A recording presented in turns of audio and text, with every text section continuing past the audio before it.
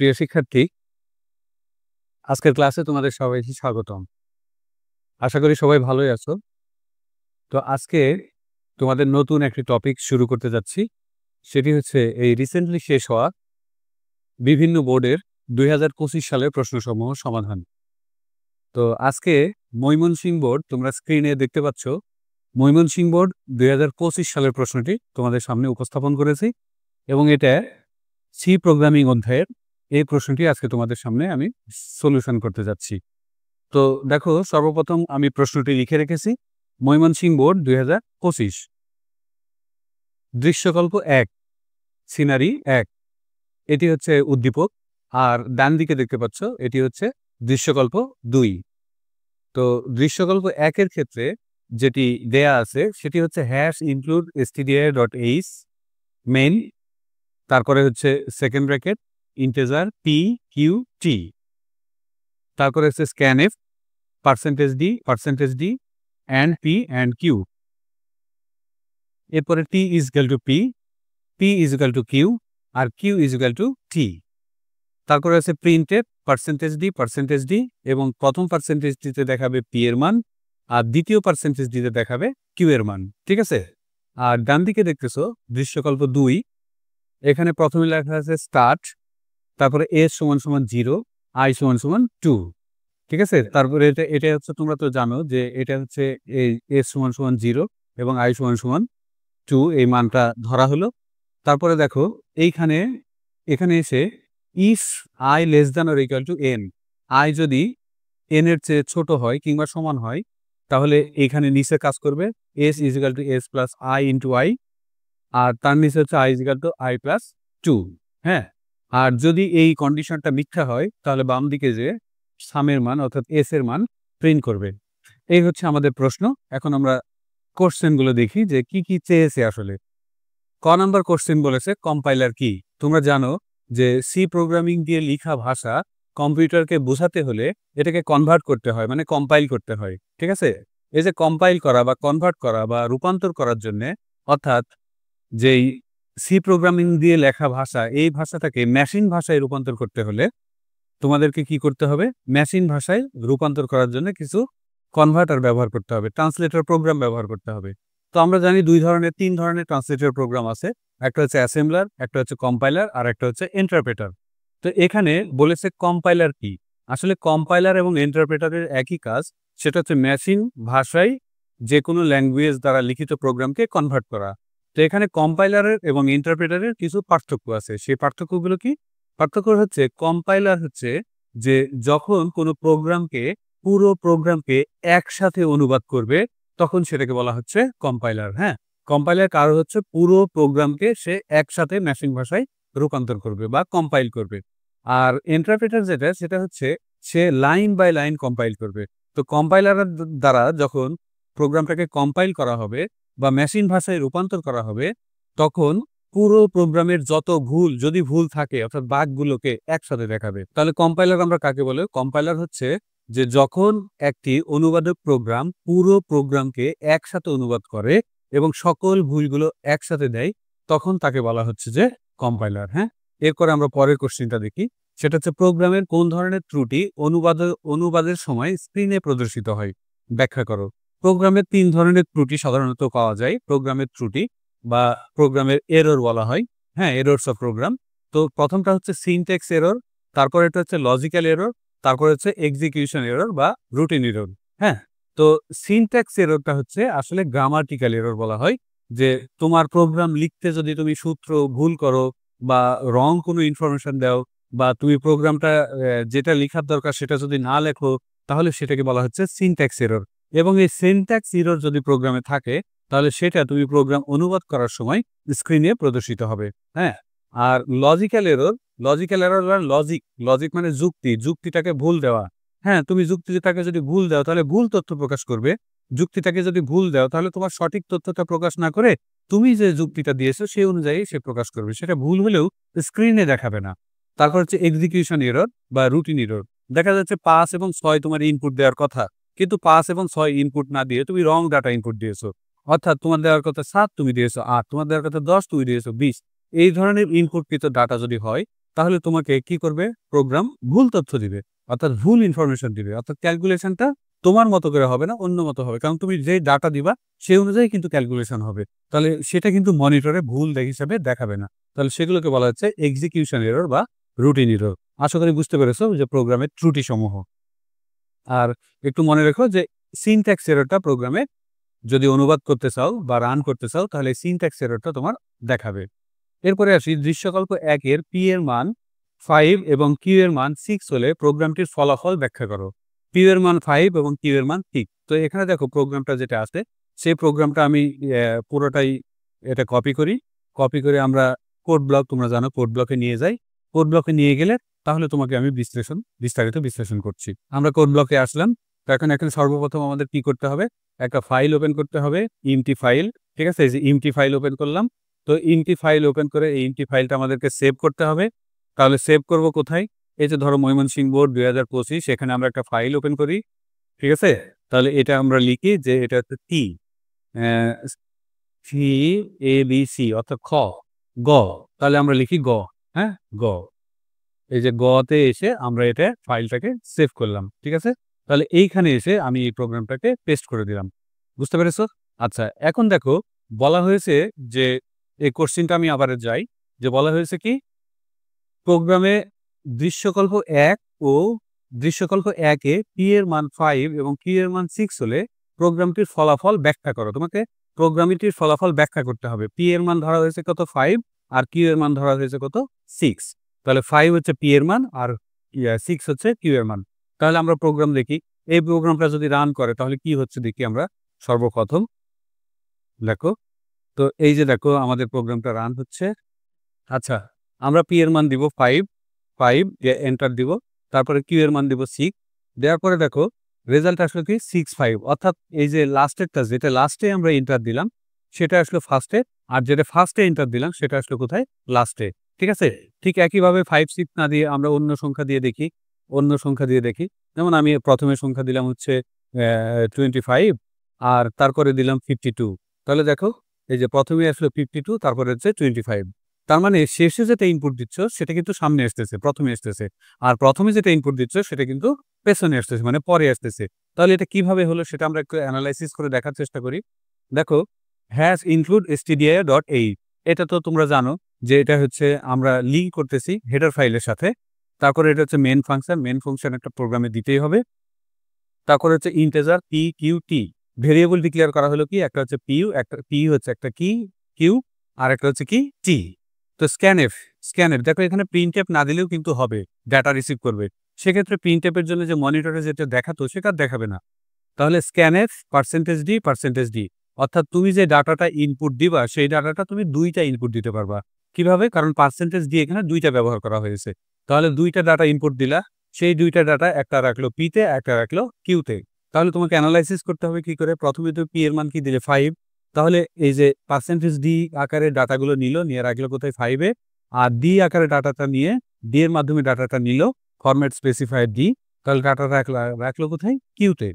তাহলে পি এর মান কি থাকলো আমাদের 5 আর কিউ এর মান হচ্ছে 6। তো আমরা এখানে একটা কমেন্ট করি যে পি সমান হচ্ছে 5 আর কিউ সমান হচ্ছে 6। তাহলে পি এর মান 5 থাকলো আর কিউ এর মান কি থাকলো, 6 থাকলো।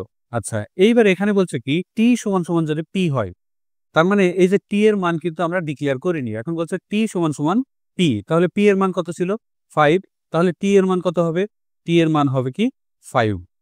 ঠিক আছে, তাহলে টি এর মান হবে 5, আমি এখানে ডিক্লেয়ার করলাম।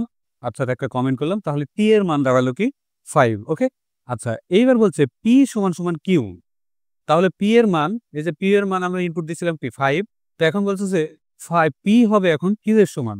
তাহলে পি যদি হয় কিউ এর সমান, তাহলে দেখো কিউ সমান কত হবে, পি সমান হবে কিউ এর সমান, তাহলে পি সমান কত হবে, তাহলে কিউ এর মান কত, কিউ এর মান 6, তাহলে এখানে হবে পি এর মান 6। বুঝতে পারলে, তাহলে টি এর মান সমান 5 হলো আর পি এর মান হলো কি 6। এইবার বলছে কিউ সমান টি, হ্যাঁ, তাহলে কিউ সমান এখন হবে কি টি, তাহলে আমরা কমেন্ট করি কিউ সমান হবে কি টি। দেখো তো টি এর মান কত, টি এর মান হচ্ছে 5, তাহলে এখানে কিউ এর মান কত হবে 5। তাহলে at last we have p is equal to 6 and q is equal to 5, but আমরা কি দিয়েছিলাম ইনপুট, আমরা ইনপুট দিয়েছিলাম পি এর মান 5, এখন ইনপুট কি পি এর মান 6, আমরা ইনপুট দিয়েছিলাম কিউ এর মান 6, এখন রেজাল্ট হচ্ছে কি কিউ এর মান 5। এখন পি এর মান এবং কিউ এর মান তিনটে আকারে দেখাচ্ছে, পার্সেন্টেজ ডি, এখানে কমা দিয়ে পি মানে পি এর মান এখানে দেখাচ্ছে, আর এখানে হচ্ছে কিউ এর মান দেখাচ্ছে এখানে। দেখো খেয়াল করো, তাহলে পি এর মান কি আসলো 6 আর কিউ এর মান হচ্ছিল কি 5। বুঝতে পারলে? এইভাবে যদি তুমি প্রোগ্রামটা ইনপুট দাও, তাহলে তুমি যেটা ইনপুট দিবে, প্রথমে যেটা ইনপুট দিবে সেটা শেষে হবে, আর শেষে যেটা ইনপুট দিবে সেটা প্রথমে হবে। নিশ্চয়ই বুঝতে পেরেছো? আচ্ছা, এখন আমরা দৃশ্যকল্প 2-তে যাই। দৃশ্যকল্প 2-এ দেখো যে স্টার্ট, তারপরে এস সমান সমান 0, অর্থাৎ এস এর মান অর্থাৎ সামের মান কি প্রথমে 0 ধরে নেওয়া হলো, আই এর মান কি 2। তোমরা জানো আই এর মান হচ্ছে মানে ইনিশিয়াল মান যেটা, অর্থাৎ এখানে আই এর মান 2 দেওয়া হলো। আচ্ছা, তাহলে আই এর মান হচ্ছে কি 2। আচ্ছা ঠিক আছে, এরপরে হচ্ছে if I less than or equal to N, তাহলে এন এর মান যে কোনোটা তুমি ইনপুট দিতে পারো, এন এর মান 10 হতে পারে, 20 হতে পারে, সামথিং যে কোনো কিছু একটা হতে পারে। ঠিক আছে, আই এর মান অর্থাৎ আই এর মান কি 2 কি এন এর চেয়ে ছোট? আচ্ছা তুমি যদি 10 ধরো এন এর মান, তাহলে আই অর্থাৎ 2 কি এন এর চেয়ে ছোট? হ্যাঁ ছোট, ছোট। তাহলে কি সত্য? তাহলে এখানে যে সাম is equal two sum plus I into I দেওয়া আছে, খেয়াল করছো? তাহলে আই এর সাথে আই গুণ হবে। তুমি যদি আই এর মান 2 ধরো, তাহলে 2 কি হবে স্কোয়ার হবে, 2 স্কোয়ার হবে, হয়ে এস এর মান তো 0 আছে, তাহলে 0 সাথে কি হবে যোগ হয়ে যাবে। এইভাবে তারপরে আই এর মান আবার 2 যোগ হবে, তার মানে 2 এর সাথে আই এর মান 2 ধরে নিয়েছিলেন না, তো 2 এর সাথে 2 যোগ হলে কত হবে 4 হবে। তাহলে 2 4 6 8 এইভাবে মান বাড়তে থাকবে। তাহলে প্রথমটা হবে 2 স্কোয়ার, তারপরে হবে 4 স্কোয়ার, তারপরে হবে 6 স্কোয়ার। কারণ কি এখানে আই ইন্টু আই দেওয়া আছে। তাহলে এই প্রোগ্রামটা আমরা লিখি, এই প্রোগ্রামটা প্রথমে এস এর মান কি 0, তারপরে আই এর মান কি 2। ঠিক আছে, বুঝতে পারছো? প্রিয় শিক্ষার্থী, আমি তোমাদের জন্য প্রোগ্রামটা লিখে রেখেছি, সেই প্রোগ্রামটা আমরা কপি করি। আচ্ছা, প্রোগ্রামটি আমি পেলাম না, খুঁজতে আমার দেরি হবে, আমি সরাসরি প্রোগ্রামটা লিখি। ঠিক আছে, তাহলে তোমাদের কয়েকটা জিনিস একটু লক্ষ্য রেখো, কয়েকটা জিনিস একটু বিষয়গুলো একটু ক্লিয়ার হতে হবে। তাহলে আমরা নতুন একটা ফাইল খুলি, এমটি ফাইল। ঠিক আছে, এটাকে সেভ করব, এটাকে সেভ করলাম, সেভ করে এখানে এটা ছিল গ, আমরা এটাকে লিখি হচ্ছে ঘ, ঘ, ঘ। এই তো আমরা সেভ করে দিলাম। এখন সর্বপ্রথম লিখতে হবে কি হ্যাশ, তারপরে হচ্ছে ইনক্লুড। তাহলে আমরা কি লিখবো? সর্বপ্রথম লিখবো হচ্ছে হ্যাশ, তারপরে ইনক্লুড, এরপরে লিখবো stdio.h, তারপরে হচ্ছে ইন্টিজার মেন, হ্যাঁ, তারপরে ফার্স্ট ব্র্যাকেট, এরপরে হচ্ছে সেকেন্ড ব্র্যাকেট। ঠিক আছে, তো তোমরা দেখো এখানে, তোমরা নিশ্চয়ই জানো, এর আগের ভিডিওগুলো ভালো করে দেখে নিও যে হ্যাশ ইনক্লুড stdio.h লিখতে হবে, কারণ এটা হচ্ছে আমরা হেডার ফাইলের সাথে লিঙ্ক করে দিলাম। তারপর হচ্ছে মেন ফাংশন দিতে হবে, এরপর আমাদেরকে ভেরিয়েবল ডিক্লেয়ার করতে হবে। হ্যাঁ, ভেরিয়েবল কি কি বলেছে তোমাদেরকে এখানে দেখাই যে ভেরিয়েবল কি বলেছে। এই যে আমরা এটা অনুযায়ী প্রোগ্রামটা লেখা শুরু করব। ইন্টিজার, এখানে প্রথমে কি বলছে একটু দেখে নিই। এই যে এস এর মান 0 ধরতে বলছে। ঠিক আছে, তাহলে আমরা এখানে ধরি এস এস সমান 0, তারপরে হচ্ছে আই সমান কি ধরতে বলছে 2, তারপরে হচ্ছে এন এর মান ধরতে হবে, কারণ এখানে এন আসবে, কারণ এখানে এন আছে। দেখো প্রোগ্রামে কিন্তু এন আছে, খেয়াল করেছো? প্রোগ্রামে কিন্তু এন আছে, তার মানে কি এন সমান সমান এন সমান ধরার দরকার নাই, এন এর মান আমরা ইনপুট হিসাবে নিব। তাহলে দেখো আমরা আই সমান সমান কি ধরলাম 2 ধরলাম, আর টার্ম সমান সমান কি ধরলাম 0 ধরলাম, তারপরে এন নিয়েছি। এরপর আমাদের কি এন এর মান চাইতে হবে না, তাহলে আমরা লিখবো প্রিন্টএফ। ঠিক আছে, printf enter the value of n, printf enter the value of n. হ্যাঁ, এই তো আমরা এটা লিখে ফেললাম, printf the enter the value of n, অর্থাৎ আমরা এন এর মানটা ইনপুট হিসাবে দিতে বললাম। এরপরে সেটা কি করবে? স্ক্যান করবে।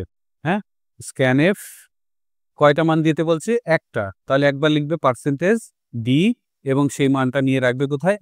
এন, তার মানে এন এর মানটা আমরা নিয়ে নিলাম। হ্যাঁ, এখন আমরা ফর ব্যবহার করব। ফর ব্যবহার করলে আমাদের প্রোগ্রামটা রান করাটা ইজি হয়ে যাবে।